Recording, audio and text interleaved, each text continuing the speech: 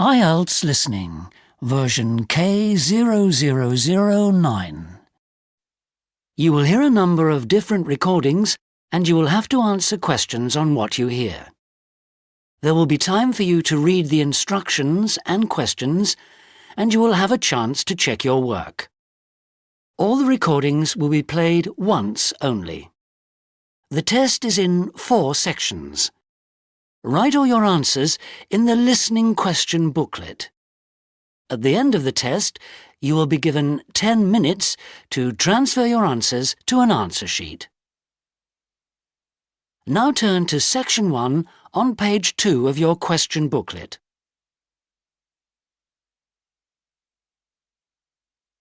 Section 1. You will hear a telephone conversation about Winsham Farm, a residential education centre. First, you have some time to look at questions 1 to 4 on page 2.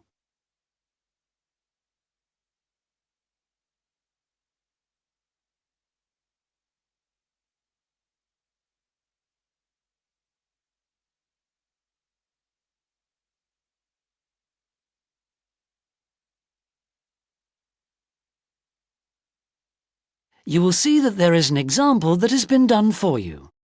On this occasion only, the conversation relating to this will be played first. Hello, Winsham Farm Centre. Oh, hello. I want to arrange a weekend away for myself and some people from work, and we heard about your centre. I wonder if you could give me some details. Yes, certainly. We are a residential centre attached to a working farm, and we organise educational activities for those guests who want them. What else would you like to know? The caller wishes to arrange a weekend away for himself and some colleagues, so option C has been circled. Now we shall begin. You should answer the questions as you listen, because you will not hear the recording a second time. Listen carefully and answer questions 1 to 4. Hello, Winsham Farm Centre. Oh, hello. I want to arrange a weekend away for myself and some people from work, and we heard about your centre. I wonder if you could give me some details. Yes, certainly. We are a residential centre attached to a working farm, and we organise educational activities for those guests who want them. What else would you like to know? Well, firstly, what kind of accommodation have you got? We've got 8 rooms altogether, and we can sleep 38 at any one time.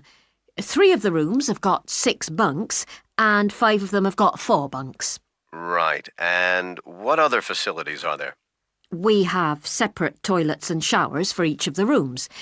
There's a large dining room and a large meeting room, which can be booked by groups in advance. But I'm afraid we had a flood in there last month, and the floor was slightly damaged, so unfortunately it's out of use just now. We've got workmen coming in next week. When were you thinking of staying? In 3 weeks' time, the 28th of September. Oh, it should be okay by then. Oh, well, that's okay then. And what about food? Do you provide meals or is it self-catering? We're very flexible. As long as you give us enough notice, we can cater for you. Or, if you prefer, you can just bring your own food and use the kitchen facilities. And some people prefer to eat out, which is also fine. Fine. And I heard that your farm is organic. Does that mean that you only have crops and no animals? It doesn't, actually. A lot of people seem to think that, but we do rear livestock as well. And so we have a wide range of food. Organic means it's all produced without the use of artificial fertilisers or pesticides. I see. That sounds good. Could you tell me what sort of recreational activities are available, either at the centre or in the area? Yes. Here at the centre, we offer farm tours. They're very popular. One of the farm managers shows people around and explains some of the principles of organic farming. And for any visitors who are really keen, he'll let them drive a tractor or feed the animals and so on. With supervision, of course. I think a lot of our group would be interested in that. It'd make a change from factory work. Well, if they fancy it, tell them to come prepared. Plenty of old clothing, especially footwear. It can be very messy and wet. Okay, I'll warn them. Before you hear the rest of the conversation, you have some time to look at questions 5 to 10 on page 3.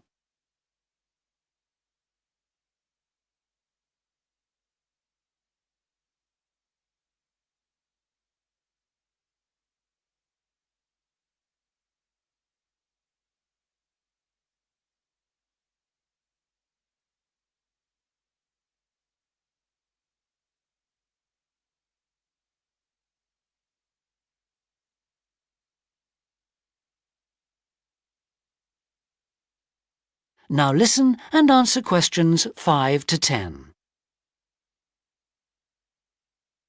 And another type of activity we do is survival courses, but that's only for groups of 5 or more, and they've got to be acquaintances. They have to cooperate closely. These courses are very popular, especially with school groups, but adults seem to enjoy them too. What do they involve? Things like map reading? Well, not exactly. What it is, we've got a large area of woodland on the farm, and we run this course there. It's mainly about collecting food and water, lighting a fire without any equipment, that kind of thing. This weekend could be hard work. What about the area around the center? What is there to do? If you look at a map, you'll see that we're very well situated here. Our centre's about midway between the Exmoor National Park, which is very popular for hill walking, and the South Coast, which has very good beaches. Are they both within walking distance? Well, they're both a bit far, unless you're very fit, but they're only about 30 minutes by road. And there's also a cycle path, which starts quite near here, about 10 minutes walk away. You can hire bikes at the starting point. What is there to do if the weather's bad? I hope it won't be, but you never know. Yes, that's right. Well, on most Saturday evenings we show films here, and then once a month a group of local musicians performs in our meeting room. And then Sherborne is only 14 miles away. It's only a small town, but it's got a very good museum and an old abbey, which is well worth a visit. Well, it sounds perfect for our purposes. One last thing. What about prices? I'm not sure yet, but there'll probably be about 15 of us. We charge a standard £14 a head for accommodation, whether there are 10 or 20 of you or whatever, and about £7 for cooked meals, depending on the menu you want. Use of the kitchen facilities is extra, as is the hire of the meeting room. It depends really what exactly you want and for how many people. Right. Well, I've made a note of all that, and I'll discuss it with the rest of the group. Then I'll get back to you with a firm booking. Can I do that by phone? Yes, you can, but once you've made a booking, we would need a deposit within 5 days to secure it. Then you just pay the balance when you're here. Oh, yes, of course. Could you give me the address, please? Yes, it's Winsham Farm, Coteale Road, that's Cotehle, near Sherborne. And the postcode is SH12 1LQ. Thank you. That is the end of section 1. You now have half a minute to check your answers.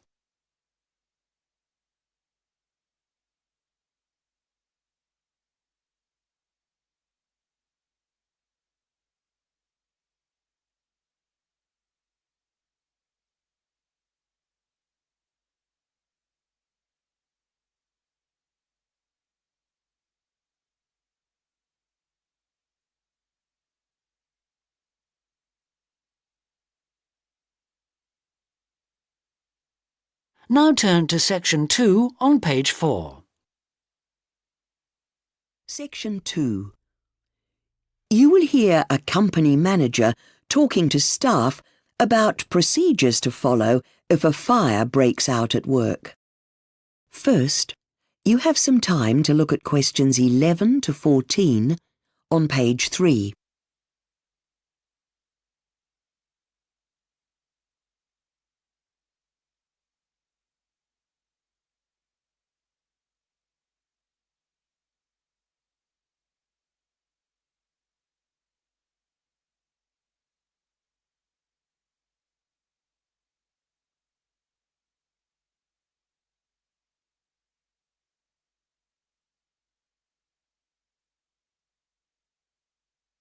Now, listen carefully and answer questions 11 to 14. Hello, and thanks to everyone for being on time. The meeting will be fairly short and will only be looking at fire procedures. I had a similar meeting with the senior fire officers earlier today, but you're all here because you've volunteered to act as fire wardens for your own particular department. And for some of you, this will be your first time in the role. Although you'll probably have taken part in several fire drills since you've been here. But now the construction work is finished and we have a couple of new corridors and stairways, we need the meeting to update everyone. And before I forget, you might have noticed a bit of upgrading last week. The handheld fire extinguishers, the standard ones on the wall, the report says they're all working well, as is the overhead sprinkler system. But the old alarm system has been replaced and should be a lot more reliable. Anyway, as fire wardens, you have a number of responsibilities. OK, those wardens responsible for the factory buildings, you'll remember we had a minor fire back in January. Luckily, the fire doors around the room stopped most of the smoke from getting out, but the alarm should have been pressed a lot earlier. From what I understand, staff felt somewhat reluctant to activate it themselves and were looking for someone senior. So please ensure that everyone knows it's their responsibility to take action immediately. Can you also make sure that if anyone new has been hired since then, that they've read the fire notices? And wardens for office departments, you'll also have to have a word with your staff. When the fire alarm went off in January in that minor fire, people got out of the office building pretty quickly. That was fine. But once they were out, they stood right in front of the doors. So if the fire crews had needed to access the offices, they would have been prevented. Good to see that everyone had left their bags and stuff behind, though. Before you hear the rest of the talk, you have some time to look at questions 15 to 20 on page 4.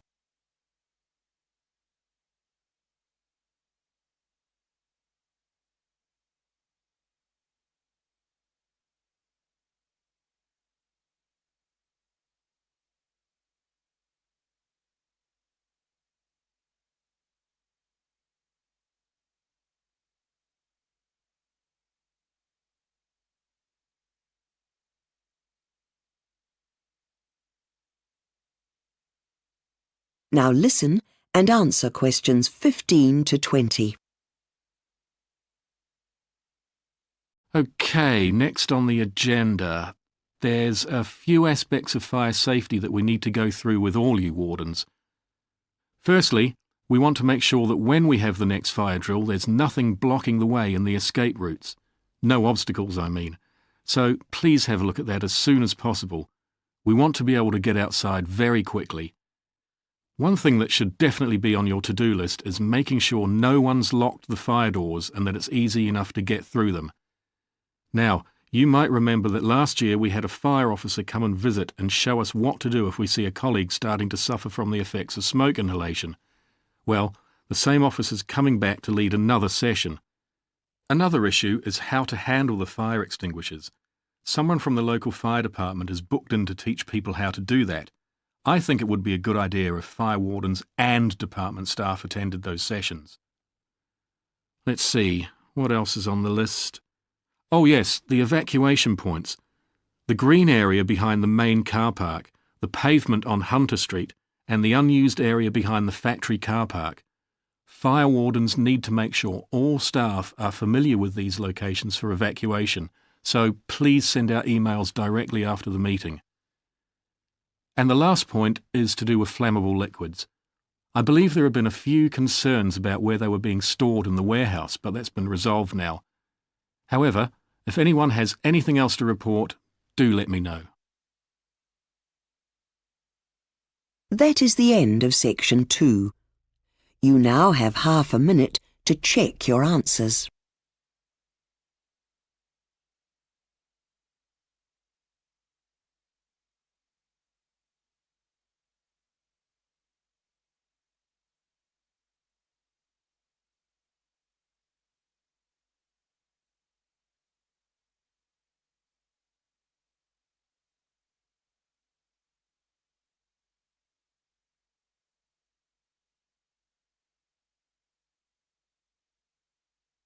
Now turn to section 3 on page 5. Now turn to section 3 on page 5.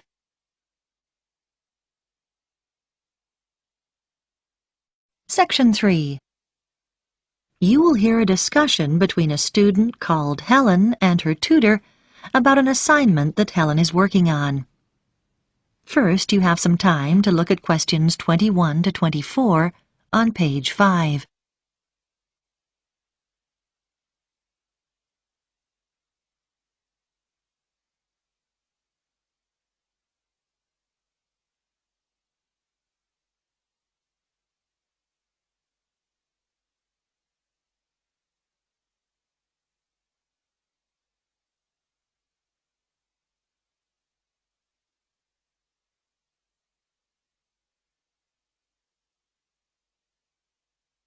Now listen carefully and answer questions 21 to 24. Come in, Helen. How can I help you? Well, I'm doing research for the anthropology assignment, and I was hoping to check a few details. Sure. You chose the topic of Pacific Island tapa cloth, didn't you? What have you found out so far? Well, I was going to introduce my assignment by saying that the tapa cloth is a fabric made from bark, just the outer layer of the trees. It's particularly common in the Pacific Islands, but not exclusive to them. In fact, many other peoples around the world have made high-quality cloth from bark. But what sets Pacific tapa apart is the incredible variety of roles it's played in this region. Yes, nice introduction, though I think you could be more specific regarding dates. Okay, so what about the raw materials used? Well, tapa cloth is made from several species of tree. In the Pacific, the paper mulberry tree is most common, but it doesn't thrive in all conditions. In fact, it wasn't originally found in the islands, but was carried in their canoes by the first migrants. Tapa is also made from the breadfruit tree, which is convenient because its fruit is a staple food. The paper mulberry tree is only grown for tapa making, though. Yes, that's good. Now, what about the Maori people here in New Zealand? But the Māori don't make tapa now. That's right, and you need to account for it. We know that when Maori migrated here from the other Pacific Islands, they were prepared to make tapa because they brought the paper mulberry tree with them. The thing was, after they'd been in New Zealand a bit, they found the flax plant, which is superior to tapa because it makes a stronger fabric. By the time Europeans arrived in the 18th century, Maori were making all their fabric from flax and had been for some time. Okay. So, with the production process itself, first the inner bark is beaten with wooden hammers to soften the fibres. Then the different pieces are glued together using an adhesive paste made from the arrowroot tuber.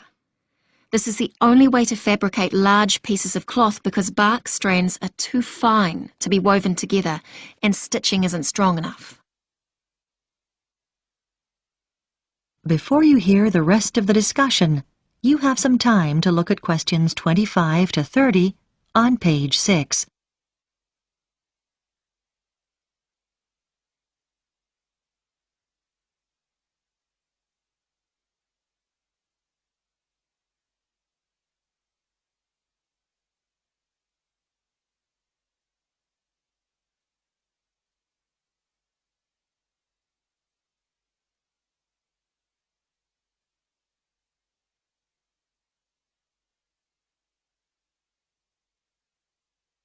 Now listen and answer questions 25 to 30. So now you need details about different countries. Where would you start? I think Samoa is the obvious place. It's famous for its very fine cloth called siapo, which is hand-painted with representations of the ancestors. Still today, at the most profound events in life such as births, funerals, weddings, and the investiture of chiefs, Samoans wear siapo robes to add significance and meaning to the ceremony. OK, then I could talk about Tonga. It seems to me that the great innovation in Tonga has been developing a simple, coarse cloth which is quick and easy to make. This is suitable for all sorts of everyday functions around the house like bed covers, mosquito nets and curtains. Good point. Now, what about Cook Islands, Tapa? Well, the soil there is poor quality, so the breadfruit tree is often used. One type of thick cloth called tikoru was wrapped around the poles and used to mark the entrances to places of worship, so it was highly regarded in local culture. You might mention Fiji as well, which is interesting because tapa was actually used as a currency there. Fijians used to sail between the islands and exchange tapa for other commodities like canoes or pigs. I know that in Tahiti the tapa cloth is different because the patterns are in colour, which is considered more valuable than the usual brown patterns. You're right about the Tahitians using coloured pigments, but they aren't more valuable. The colours are only a decoration. People enjoy wearing bright robes, especially for dancing and competitive games, and do it just for fun. Oh, I'll make a note of that.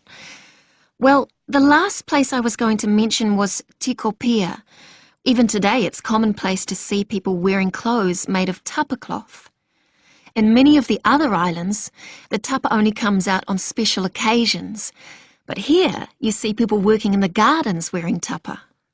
Sounds promising, Helen. I'll look forward to reading your assignment. That is the end of Section 3. You now have half a minute to check your answers. Part 4. You will hear part of a lecture on nanotechnology and its applications. First, you have some time to look at questions 31 to 40.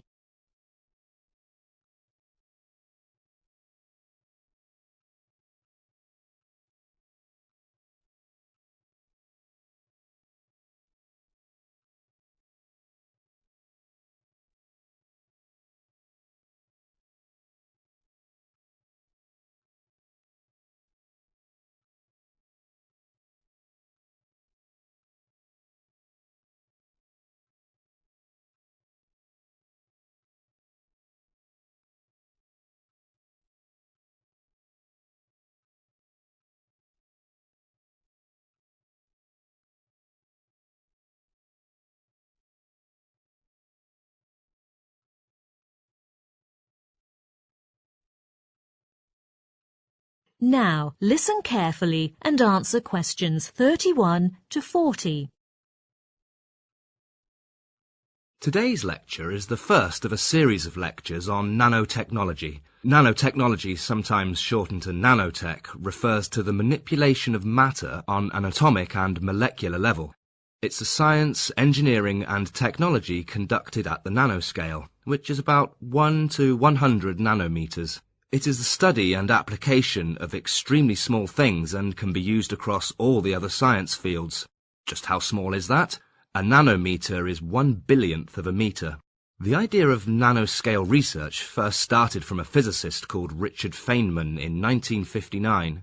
He envisaged a process in which scientists would be able to manipulate and control individual atoms and molecules. In fact, it wasn't until 1981, with the invention of a special kind of microscope, that modern nanotechnology truly began. Even though nanotechnology has created many new materials and devices with a vast range of applications, there is always concern over these unnatural products. Many people are worried that they may pose a threat to the environment, health and safety, also known as EHS. In order to better understand and evaluate the potential harm, Risk assessment has been introduced. There are also ongoing international collaborations on nano-EHS research and related policy issues. Despite the concern, nanotechnology has benefited society in unexpected ways. In the food processing industry, nanotechnology is leveraged against iron deficiency, which triggers anemia. For example, by reducing the particle size in potatoes, this new technology improves the bioavailability of this nutritional ingredient without the tendency to cause colour and odour changes. In terms of packaging, nanomaterials are more economical and are used in all sorts of products, chocolate in particular. Nanotechnology can also enhance the flavour of food. On a domestic scale, we expect more smart furniture, which is made of shape memory alloys, to be manufactured. But nanotechnology has much wider application than this and could also help develop sustainable agriculture. It offers great potential to strengthen the effect of fertilizers, thereby minimizing the environmental impact and boosting the productivity of plants in the soil. In the area of medicine, bioengineers have developed simple and inexpensive nanoscale delivery vehicles. Conductors like carbon nanotubes have been invented with varying structures. Such nanotubes have become increasingly attractive to researchers because of their ability to efficiently deliver drugs into veins. This means that higher doses of drugs loaded on them can be transported from the administration sites to the effects-related sites, such as cancer focuses, thus decreasing toxic side effects while increasing the treatment effects. The research team has also developed a widely accepted material that can be used to coat different surfaces, including wood, plastic and glass. It is mainly comprised of silver. Such nanoparticles can eventually kill some microbes due to the antiseptic properties. The whole process is simple, easy to apply, and more importantly, harmless to the environment. Surprisingly, nanotechnology has major implications for our health as well. By changing the metabolic rate through a particular type of protein, obese patients are able to burn calories faster, even under a high-calorie diet. Therefore, treatment programs are provided for patients to lose weight by disposing of excess fat in a relatively safer manner. The finding may help explain why overweight people struggle to lose weight. Their stored fat is actively fighting against their efforts to burn it off at the molecular level. Further research is mainly focused on the clinical and commercial developments of therapies for obesity, diabetes, and other associated conditions such as heart disease. In terms of cosmetics, the applications of nanotechnology and nanomaterials can be found in many products. There are two main uses for nanotechnology in cosmetics. The first one is that nanoparticles are commonly used as UV filters in anti-aging sun care products to avoid skin damage caused by the sun. In addition, nanotechnology has played an important role in delivering active ingredients to the skin. The mechanism proves to improve the bioavailability of actives and enhance skin hydration. The wide variety of nanotechnology applications leave no doubt that this field will only continue to get more exciting, and I look forward to seeing these developments further branch out. That is the end of Part 4. You now have 1 minute to check your answers to Part 4.